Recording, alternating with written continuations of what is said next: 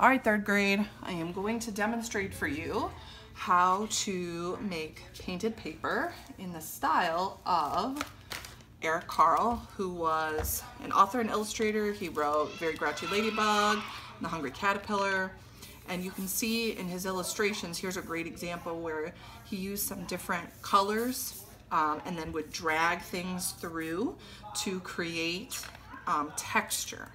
Okay, and if you look at some of his pictures in here, you can see all the different lines and textures, and even here on the rocks, I don't know if you can see that, on the rocks, these lines through the background here.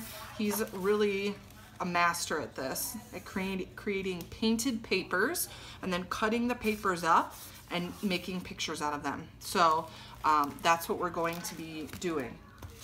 We are going to be doing a painted paper picture as well as clay component on top of it. So we've got a lot of work to do, but we need to get our papers painted so we can let them dry so we can start creating with them.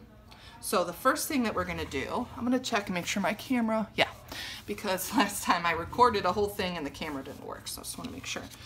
You are gonna get one color, you're gonna get a large sheet of paper, you're gonna have a purple piece of paper to go underneath because things might get a little messy. You'll have some paper towels, a paintbrush, and then eventually I'll show you some tools that we can use to stamp or drag through the paint to create texture.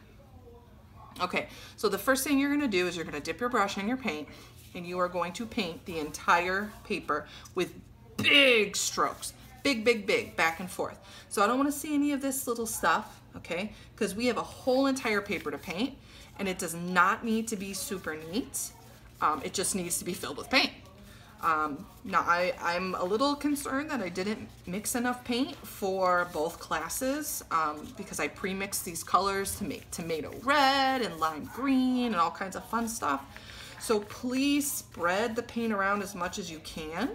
I don't want to see big gobs, you know, spread it, big brush strokes, okay?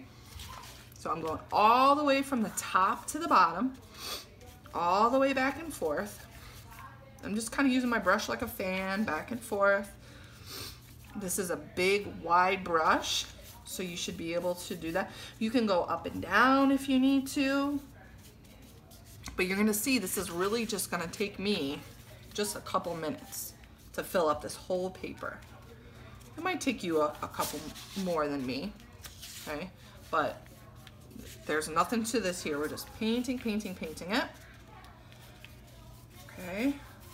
Now as I get down to the bottom, I might have to put a finger, not my entire hand, I'm not gonna do this, but I might need to put a finger at the bottom just to hold the paper still as I finish painting, okay? So this is kind of our base layer. This is gonna be our base layer. And I'm thinking maybe I should have watered this paint down a little, but this is my first time with painted paper. This is your first time with painted paper. We're just gonna try it out and have fun with it. All right, so here is my first layer. I've got that. Okay, I'm gonna set my brush down on my paper. The pink brush is only gonna stay with the pink paint. It is not gonna go with any other color, okay? So I would need a separate brush for this. You guys are gonna end up switching colors actually. Get my corner right there. Okay, so now, I'm gonna add a second color on top, okay? And this color is probably gonna be, it's gonna be cool and cool or warm and warm.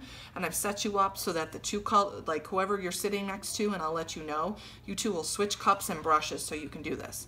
But here's the thing, I am not going to paint the entire paper again. I am just going to sort of dot a little bit over, because if I paint the whole paper again, I'm going to mix the two colors and I don't want to mix them. I want to see both of them. So it's very important you understand we are not mixing. So what I might do is I'm going to dip my brush in the blue and I'm just going to sort of do this all over. Okay, not a lot, just a little all over. And you see I have a lot right here, so I'm going to go back and pick some of that up and just sort of spread it around. See how it's giving like a little bit of a texture? Okay, So, because what we're gonna do is we're gonna pull this color through with our tools, which I will show you in a minute. So I just wanna make sure that I have a little bit in each, you know, kind of all over. That is pretty good. So I see the blue, I see the pink, I have not mixed them together. Now is the fun part. There are all different tools that you can use, and you will each get one. Okay, I'm gonna show you a couple examples, but you're each gonna get one, and you're going to sort of stamp or drag them through. So let's see what happens when I take this Lego, and I'll do it over here, and I just sort of do this. Ooh, look at that. That is awesome. You can see all the circles. It is pulling the blue through and mixing it just a little, but I can still see the blue and the pink. So that is cool. And I don't know, red and blue make something. I'm sure you can see what's happening here. Another one is something like this, where I might just sort of roll this like through, and it'll start to pick up some of that blue and drag it around without mixing the colors too much. Okay, you don't need to do it, you know, just enough that you can see it. So that's making a really interesting texture right there. Another one I have is this heart. So I might just sort of stamp it through. Okay, you can sort of see the heart all over. Okay, there's another one. Let's see what else I have. I have this tool, and this one I would drag. Okay, so I'm gonna use this corner down here. I would take this and push down and just sort of drag it. I might even have to hold it here. Ooh, look at that. I could cross the lines over each other like this. That looks really neat. So what we're trying to do is get different textures and different colors on the paper.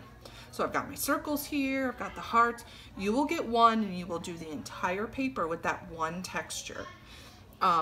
Depending on how quickly we do this, it's possible you might have time to do a second, but my goal is for everybody to create one textured painted paper by the end of class.